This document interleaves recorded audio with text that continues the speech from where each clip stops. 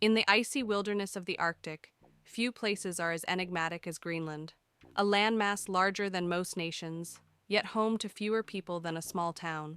For decades, Greenland has been losing its people, as thousands abandoned its brutal winters for better opportunities.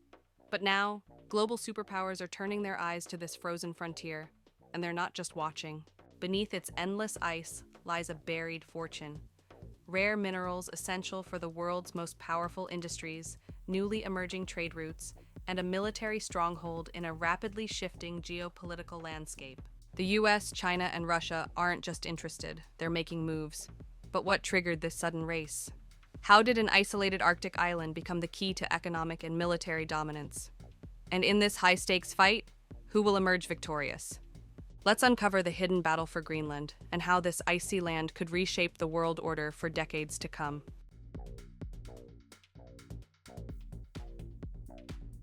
To truly understand Greenland's economy, we first need to understand what Greenland is. It is a self-governing territory, but it remains part of the Kingdom of Denmark, which includes Greenland, the Faroe Islands, and Denmark itself. This setup is similar to Scotland, Wales, or Northern Ireland within the United Kingdom. Greenland has its head of government, the Premier of Greenland, but the Danish Prime Minister, currently Mette Frederiksen, sets policy for the entire kingdom. Greenlanders elect their own parliament and send 2 representatives to the Danish parliament, yet Danish citizens from Denmark do not vote in Greenland's elections. Residents also choose between a Danish or Greenlandic passport, but when it comes to EU citizenship and freedom of movement, they are simply considered Danish citizens. That covers the technicalities. But before this turns into a CGP Grey-style deep dive into the complexities of merging a 4,500-year-old settlement with a centuries-old kingdom, a decades-old representative government, and a 30-year-old supranational economic union, it's more important to focus on the practicalities. Greenland has a population of just 57,000 and an economy worth only $3 billion. Its largest city is barely more than a village, and its harsh, remote landscape makes it nearly impossible to develop modern industries that wouldn't be better suited to mainland Europe or even nearby Iceland, which is far more developed. Despite these challenges, Greenland is officially classified as a high-income country, though in reality it relies heavily on external support.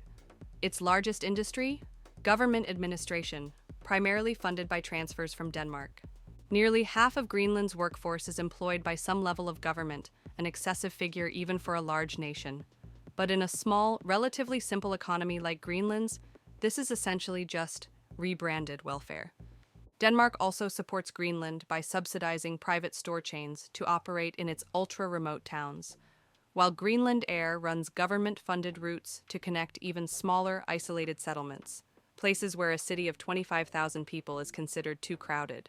The Kingdom of Denmark also retains control over foreign policy and defense, covering the costs of both. This is similar to the United Kingdom, where England, Scotland, Wales, and Northern Ireland handle these matters collectively. But unlike those regions, Greenland doesn't even share the same continent with Denmark, making governance far more complex. Denmark's financial support isn't just charity, it's a fundamental part of governing an extremely remote region. Most countries have areas that consume more government revenue than they generate in taxes. The only reason Greenland stands out is because of its physical separation from Denmark.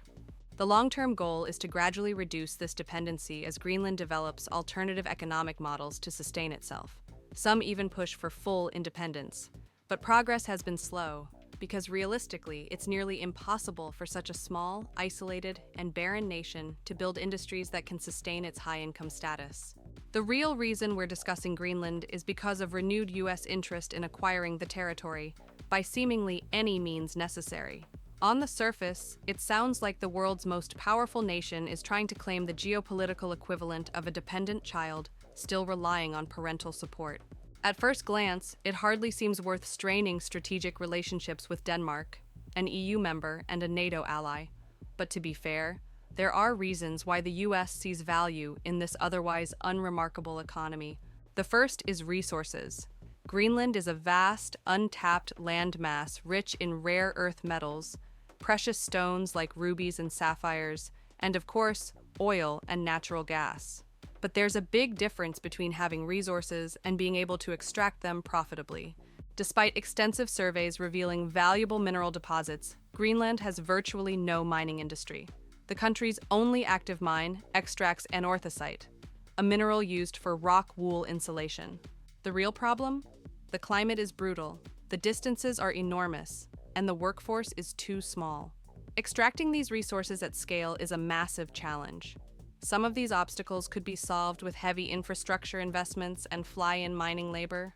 What's more, the retreating ice sheet is slowly exposing more deposits and making transportation easier, an opportunity investors are eager to seize.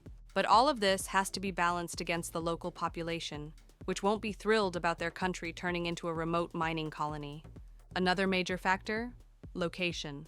Greenland sits at the top of the world, a position that is becoming increasingly valuable. As Arctic ice melts, new shipping lanes are opening, cutting thousands of miles from global trade routes. Russia has been aggressively pushing to control these passages, as its vast territory has always struggled with access to the world's oceans for both trade and military operations. The U.S. wants a foothold in this evolving landscape, not just to benefit from new trade routes, but to influence them. In an era of shifting global power, controlling Greenland could be a game changer. U.S. military presence in Greenland is nothing new. The Thule Air Base has been operational since the early 1950s, originally serving as an early missile detection station against the Soviet Union. Strategically positioned, it remains just as critical today, though now under the command of the U.S. Space Force. As far as public records show, the U.S. doesn't pay rent for this base. Instead, it operates under NATO agreements, since Greenland is part of the Kingdom of Denmark, and Denmark is a NATO member. But in an economy as small as Greenland's, the base is a significant presence. It houses around 600 personnel, more than 1% of the entire population, and provides contracting jobs to local businesses. While exact figures are undisclosed, operating such a base is expensive, making it a valuable international service export for Greenland. That said, the base hasn't been without controversy. However, regardless of political debates, the U.S. will likely maintain this outpost for as long as it wants, securing Greenland's strategic benefits without taking on any of its economic liabilities. But let's address the big question. Could Greenland actually become part of the U.S.? Territory purchases aren't unheard of. The U.S. famously bought Alaska from Russia, but that was over a century ago. The practice has largely faded from modern geopolitics. The most recent land purchase was in 2017, involving an uninhabited desert island between Saudi Arabia and Egypt. Before that, a few border towns exchanged between West Germany and the Netherlands back in 1963, so long ago that West Germany doesn't even exist anymore. For Greenland to become a U.S. territory, its people would have to choose that path through a democratic process. While some reports suggest there's support for the idea, those claims are unverified at best. More importantly, Greenland would first need to become fully independent from Denmark, an enormous challenge given its economic dependence. And after achieving independence, it would then have to decide to join another foreign government. So, where things can go?